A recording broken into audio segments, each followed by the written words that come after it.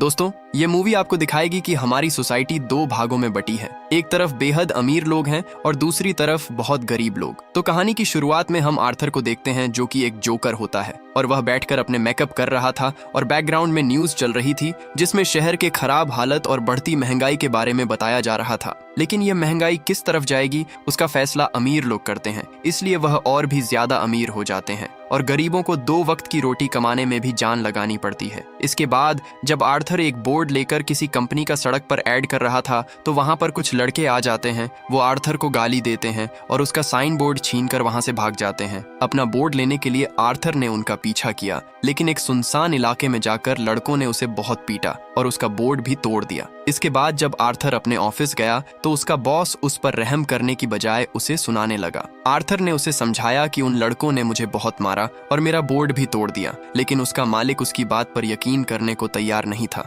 Arthur ने उसे बहुत समझाया, लेकिन उसके मालिक ने कहा कि अगर वो साइन बोर्ड वापस नहीं लाया तो उसके पैसे उसकी सैलरी से काट लिए जाएंगे। उसकी इन सब बातों से आर्थर बहुत ज्यादा दुखी हो गया और एक जगह बैठकर रोने लगा। इसके बाद उसका एक साथी रैंडल आर्थर से उन लड़कों के बारे में बुरा बोलता है कि उन्हें सबक सिखाना चाहिए, लेकिन आर्थर ने कहा कि कोई बात नहीं, वह सिर्फ बच्चे थे। तब रैंडल ने उसे एक गन दी और कहा कि इसे अपने पास रख लो, तुम्हारी सेफ्टी के लिए काम आएगी। तब आर्थर ने बिना कोई सवाल किया उसे अपने पास रख लिया। इसके बाद आर्थर एक साइकोलॉजिस्ट के पास जाता है, क्योंकि उसे एक ऐसी बीमारी है जिसमें वह बिना वजह के जोर जोर से हंसने लगता है, क्योंकि बचपन में उसके सर पर चोट लग गई थी। यहाँ हम देखते हैं कि वह अपने इलाज के लिए सोशल सर्विस के डॉक्टर पर निर्भर है और वह अपनी बीमारी से इतना दुखी था कि वह डॉक्टर को उसकी डोज बढ़ाने के लिए कहता है, लेकिन वह पहले से ही बहुत सारी दवाई ले रहा था। फिर वहां से लौटते वक्त वह बस में एक उदास बच्चे को देखता है और उसे हंसाने के लिए अलग अलग तरह के चेहरे बनाता है, जिससे हमें पता चलता है कि वह बहुत ही अच्छा इंसान है। लेकिन उस बच्चे की माँ उसे गलत समझ लेती है और उसे गुस्से में कहती है कि वह उसके बच्चे से दूर रहे। पर तभी आर्थर को उसकी बीमारी की वजह से हंसी आ जाती है और वह चाहकर भी अपनी हंसी नहीं रोक पाता। अब वह औरत आर्थर को पागल समझने लगती है, लेकिन तब वह उसे एक कार्ड देता है जिस पर उसकी बीमारी के बारे में लिखा होता है। इस बीमारी की वजह से उसे कभी भी हंसी आने लगती है, यहाँ तक कि वह जब बहुत दुखी होता है तब भी वह जोर जोर से हंसने लगता है और वह अपनी हंसी को नहीं रोक पाता। इसके बाद जब आर्थर अपने घर जाता है तो वह हर रोज एक लेटर बॉक्स चेक करता है और घर जाकर उसकी माँ हमेशा उससे पूछती है कि क्या थॉमस वेंस का कोई लेटर आया कि नहीं। असल में आर्थर की माँ पेनी ने थॉमस वेंस के घर पर कई सालों तक काम किया था, इसलिए उसे लगता है कि अगर उसे उनके ये इतने बुरे हालातों के बारे में पता चलेगा तो वह मदद करने जरूर आएगा। आर्थर की माँ पेनी आर्थर के लिए बहुत परेशान रहती थी, क्योंकि आर्थर शरीर से भी बहुत दुबला पतला था और उसे इतनी मुसीबत का सामना करना पड़ रहा था। इसके बाद आर्थर न्यूज देखता है जिसमें वहां की सरकार ने शहर के बिगड़ते हालातों का जिम्मेदार वहां के चूहों को बताया था। ये बिल्कुल वैसा ही बयान था जैसा हमारे देश में कुछ नेता गर्मी से बचने के लिए कहते हैं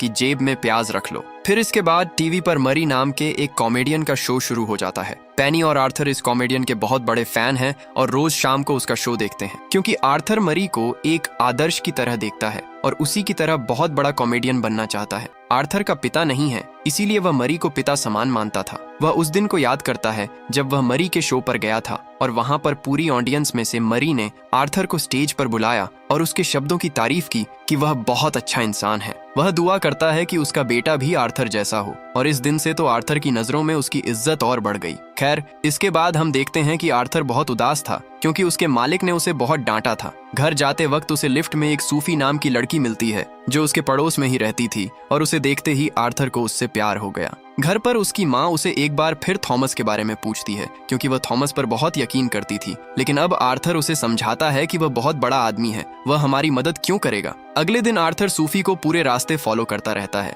लेकिन सूफी को उसके बारे में पता चल जाता है। वह शाम को उसके घर आकर उससे पूछती है कि क्या तुम मेरा पीछा कर रहे थे। तब आर्थर ने हाँ कह दिया, लेकिन वहाँ सूफी गुस्सा होने की बजाय हंसने लगी और आर्थर पर फिदा हो गई। अब अगले दिन आर्थर जोकर बनकर एक अस्पताल में बच्चों का एंटरटेनमेंट करने के लिए गया था। वह नाच नाच कर बच्चों को हंसा रहा था कि तभी उसके जेब से वह बंदूक नीचे गिर गई जो उसे रैंडल ने दी थी और सारे बच्चे डर गए। अब इसकी वजह से उसका मालिक उसे फिर सुनाता है और कहता है कि तुम बच्चों के अस्पताल में बंदूक लेकर गए थे, इसलिए उसने आर्थर को जॉब से निकाल दिया। आर्थर को इस जॉब की बहुत जरूरत थी। वह समझाता है कि यह तो बस मेरे एक्ट का हिस्सा था। तब उसका मालिक कहता है कि मुझे रैंडल ने पहले ही बता दिया है कि तुमने एक गन खरीदी थी। ये सुनकर आर्थर बहुत परेशान हो जाता है क्योंकि वह गन तो रैंडल ने ही उसे दी थी। वह समझ नहीं पाता कि आखिर रैंडल ने ऐसा क्यों किया। वह बहुत दुखी होता है और ट्रेन से अपने घर जा रहा था कि तभी उस ट्रेन में 3 बहुत अमीर लोग आते हैं जो उस ट्रेन में बैठी लड़की को छेड़ने लगते हैं, जिसे देखकर अचानक आर्थर को हंसी आने लग जाती है।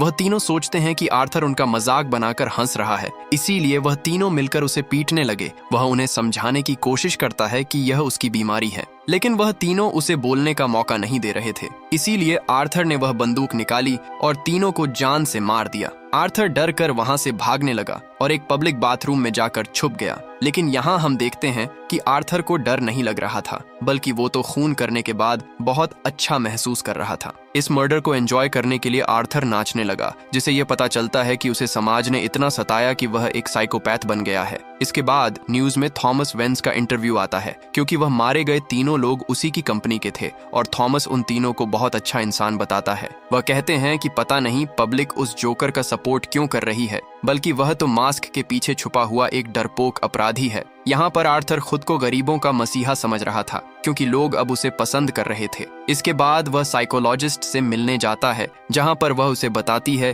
कि यह हमारी आखिरी मुलाकात है, क्योंकि सरकार ने सोशल सर्विस के बजट को काम कर दिया है, इसलिए गरीबों की दवाई और इलाज में हम लोग कुछ नहीं कर पाएंगे। यहाँ आर्थर उससे कहता है कि तुम हमेशा मुझसे पूछती हो कि मुझे कोई नेगेटिव विचार तो नहीं आते, लेकिन तुम मुझे कभी सुनती ही नहीं हो। मैं तुमसे जो भी बोलता हूँ वह सब नेगेटिव विचार ही तो है। इसे यह पता चलता है कि यह सब सुनकर आर्थर का दिमाग और भी खराब हो रहा है, क्योंकि उसे जो भी दवाइयां मिलती थीं अब वह भी बंद हो जाएगी, जिससे वो और भी ज्यादा बुरा बन जाएगा। इसके बाद हम देखते हैं कि आर्थर एक स्टैंड अप कॉमेडी करने के लिए जाता है। वह अपने टैलेंट को दुनिया को दिखाना चाहता था और वहां पर उसने सूफी को भी इन्वाइट किया था। लेकिन आर्थर जैसे ही बोलना शुरू करता है उसे बहुत तेज हंसी आने लगती है, लेकिन वो जैसे तैसे अपनी हंसी को कंट्रोल करता है और डायलॉग बोलने लगता है, जिससे वहां बैठे सभी लोग उसके लिए तालियां बजाते हैं। उस रात वह सूफी के साथ डेट पर भी जाता है और जब वह घर आता है तो वह बहुत खुश था, लेकिन उसकी माँ उसे थॉमस वेंस के लिए एक लेटर पोस्ट करने के लिए देती हैं। लेकिन आर्थर ने उस लेटर को खोलकर पढ़ लिया। उसमें लिखा था कि आर्थर थॉमस का ही बेटा है और उसे उसकी मदद की जरूरत है। आर्थर पेनी से गुस्से में इसके बारे में पूछता है तो वह बताती है कि जब वह उसके घर में काम करती थी तब वह और थॉमस प्यार करते थे, लेकिन पेनी छोटे घर की थी, इसीलिए उसे यह सब छुपाना पड़ा। इसके बाद वह थॉमस के घर जाता है, जहां गेट पर वह थॉमस के बेटे ब्रूस को देखता है और उसे हंसाने की कोशिश करता है। तभी वहां पर इस अल्फ्रेड नाम के आदमी ने आकर आर्थर को उससे दूर किया। आर्थर ने उसे बताया कि मैं एक अच्छा इंसान हूं और मेरी माँ ने यहाँ पर 30 साल काम किया था। आर्थर उससे कहता है कि मुझे थॉमस से मिलना है, लेकिन वह आदमी उसे वहां से जाने के लिए कहता है। तब वह उसे बताता है कि मैं जानता हूँ थॉमस मेरे पिता हैं, मेरी माँ पेनी है। तब वो आदमी कहता है कि तुम्हारी माँ पेनी एक पागल है और उसने यह बकवास कहानी बनाई है। यह सुनकर आर्थर ने उसका गला पकड़ लिया, लेकिन वह फिर वहां से भाग गया। घर जाकर वह देखता है कि उसकी माँ को एम्बुलेंस से अस्पताल ले जा रहे हैं, क्योंकि उन्हें अटैक आया था, इसीलिए वह बहुत परेशान हो जाता है कि तभी वहां पर 2 डिटेक्टिव आते हैं जो उससे ट्रेन में हुए 3 मर्डर के बारे में पूछते हैं। लेकिन आर्थर कहता है कि मुझे इसके बारे में कुछ नहीं पता। उसे पता चलता है कि जब इन डिटेक्टिव ने उसकी माँ से यह सवाल पूछे थे तभी उन्हें अटैक आया था। फिर वे उससे उस बंदूक के बारे में पूछते हैं जिसकी वजह से उसे नौकरी से निकाला गया था। जब वह उन्हें कुछ नहीं बताता तो डिटेक्टिव उसका मजाक बनाते हैं। खैर, इसके बाद आर्थर अपनी माँ के पास बैठा होता है, उसके साथ सूफी भी बैठी थी। तभी टीवी पर मरी का शो आता है। वह अपने शो में एक वीडियो दिखाता है जिसमें आर्थर स्टैंड अप कॉमेडी कर रहा था। वह इस वीडियो को चलाकर उसका सभी के सामने मजाक उड़ाता है। ये देखकर आर्थर को बहुत दुख होता है, क्योंकि वह मरी को अच्छा इंसान मानता था, लेकिन उसने भी उसकी बीमारी का मजाक बना दिया। इसके बाद हम देखते हैं शहर में हालत दिन पर दिन खराब होते जा रहे थे। वहाँ के गरीब लोग जोकर का मास्क पहनकर वहाँ के अमीर लोगों के खिलाफ प्रदर्शन कर रहे थे। आर्थर ये सब देखकर बहुत खुश होता है, क्योंकि वह सभी उस जोकर को अपना आदर्श मान रहे थे। इसके बाद हम एक थिएटर को देखते हैं जहां अमीर लोग चार्ली चैपलिन की मूवी देख रहे थे और गरीबों को अंदर जाने का अधिकार नहीं था। सभी गरीब लोग जोकर का मास्क पहनकर विद्रोह कर रहे थे और इसी बीच उनकी पुलिस वालों के साथ झड़प हो जाती है। इसका फायदा उठाकर आर्थर थिएटर के अंदर चला गया, जहां उसकी मुलाकात थॉमस से होती है। वह थॉमस को बताता है कि मैं आपका और पेनी का बेटा हूँ, लेकिन थॉमस उससे बहुत ही बुरी तरह बात करता है और कहता है कि तुम्हें गोद लिया गया था और तुम्हारी माँ पागल है और बचपन में तुम्हें भी मेंटल अस्पताल भेजा गया था। ये सुनकर आर्थर गुस्सा हो जाता है और कहता है, तुम अमीर लोगों की प्रॉब्लम क्या है? तभी थॉमस उसे एक मुक्का मारकर कहता है कि अगली बार मेरे बेटे को छुआ तो मैं तुम्हें जान से मार दूंगा। इसके बाद घर आकर वह इतना ज्यादा टूट चुका था कि उसने फ्रिज का सारा सामान बाहर निकाला और खुद उसमें बैठकर गेट लगा लिया। इसके बाद आर्थर को एक फोन आता है जिसमें एक लड़की कहती है कि मरी अपने शो पर आपको गेस्ट के रूप में इनवाइट करना चाहते हैं, क्योंकि आपकी वजह से हमारे चैनल की टीआरपी बढ़ गई है, क्योंकि उन्होंने टीवी पर आर्थर का वीडियो दिखाया था। इसके बाद आर्थर उस अस्पताल में जाता है जहां उसे बचपन में रखा गया था। वहां पर आर्थर एक स्टाफ से अजीब सी बातें करने लगा। वह कहता है यहाँ सब पागल है या क्रिमिनल भी है। वो यह भी कहता है कि मैंने ही 3 लोगों को सबवे में मार दिया था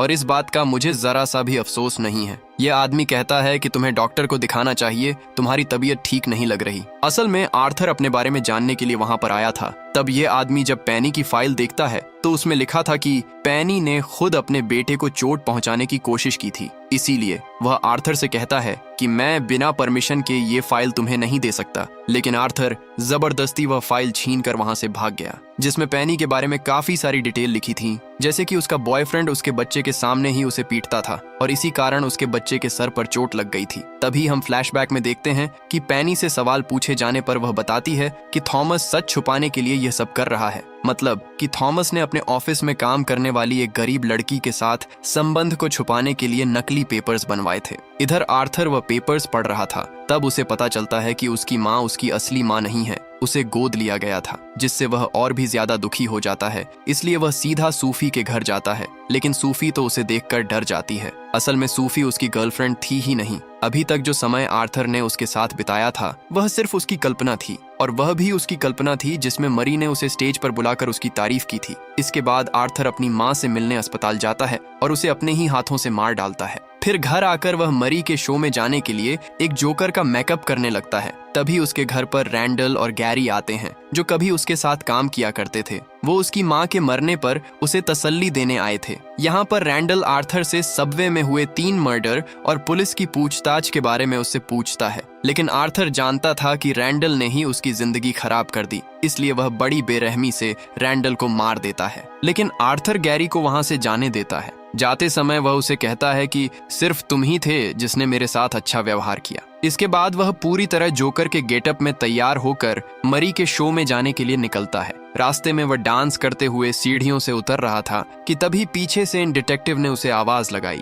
जिन्हें देखकर आर्थर वहां से भागने लगा। वह भागते हुए एक ट्रेन में चढ़ गया जहां पर जोकर का मास्क पहनकर बहुत सारे लोग प्रदर्शन कर रहे थे। उसे भीड़ में डिटेक्टिव आर्थर को नहीं ढूंढ पा रहे थे। तब गलती से डिटेक्टिव से गोली चल गई, जिससे एक प्रदर्शनकारी मर गया और गुसाई भीड़ ने उन डिटेक्टिव को पीटना शुरू कर दिया और आर्थर बड़े आराम से वहां से निकल गया। इधर आर्थर अपने मेकअप रूप में न्यूज देखता है कि 2 डिटेक्टिव बहुत गंभीर रूप से घायल हो गए हैं। तभी उसके पास मरी आता है। वह उसे जोकर के गेटअप में देखकर पूछता है कि क्या तुम भी प्रोटेस्ट कर रहे हो। आर्थर कहता है ये तो बस मेरी पहचान है। तब आर्थर उससे रिक्वेस्ट करता है कि जब वह उसे स्टेज पर बुलाए तो उसे जोकर के नाम से बुलाए। इसके बाद शो स्टार्ट होता है। वहां मरी उससे उसकी जोकर के गेटअप का कारण पूछता है। तब आर्थर बताता है कि यह तो सिर्फ लोगों को हंसाने के लिए है। तभी वह लोगों को हंसाने के लिए अपनी डायरी में से एक जोक सुनाता है जो काफी डार्क था, जिस पर कोई भी नहीं हंसता। मरी उससे कहता है कि यह कोई हंसने वाला जोक नहीं है, बहुत ही सीरियस बात है। तभी आर्थर उसे बताता है कि जो सबवे में 3 मर्डर हुए थे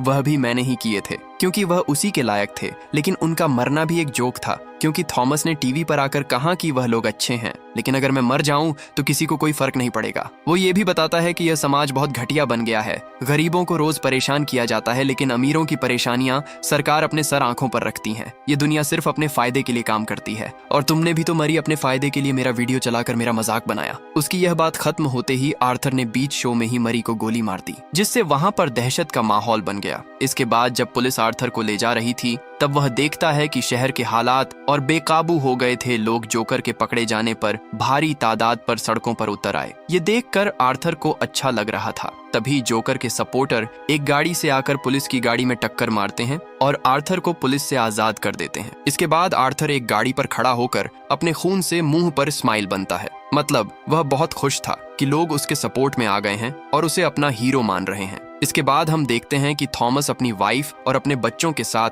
थिएटर से बाहर निकल रहा होता है कि तभी एक आदमी जोकर का मास्क पहनकर आता है और थॉमस और उसकी वाइफ को गोली मार देता है। इसके बाद हम आर्थर को एक मेंटल अस्पताल में साइकेट्रिस्ट के सामने बैठा हुआ देखते हैं। वह उसके सामने बहुत ही खुश नजर आ रहा था। ऐसा लग रहा था कि वह लोगों को मारकर बहुत ही सुकून महसूस करता है। साइकेट्रिस्ट उसकी इस मुस्कान को समझ नहीं पाती। इसके साथ यह बेहतरीन कहानी खत्म हो जाती है। दोस्तों, यह कहानी आपको कैसी लगी कमेंट करके जरूर बताना, और क्या आप इसे जुड़ी हुई और कहानी सुनना चाहते हो। तब तक के लिए अपना ध्यान रखें, खुश रहें और चैनल को सब्सक्राइब करना ना भूलें।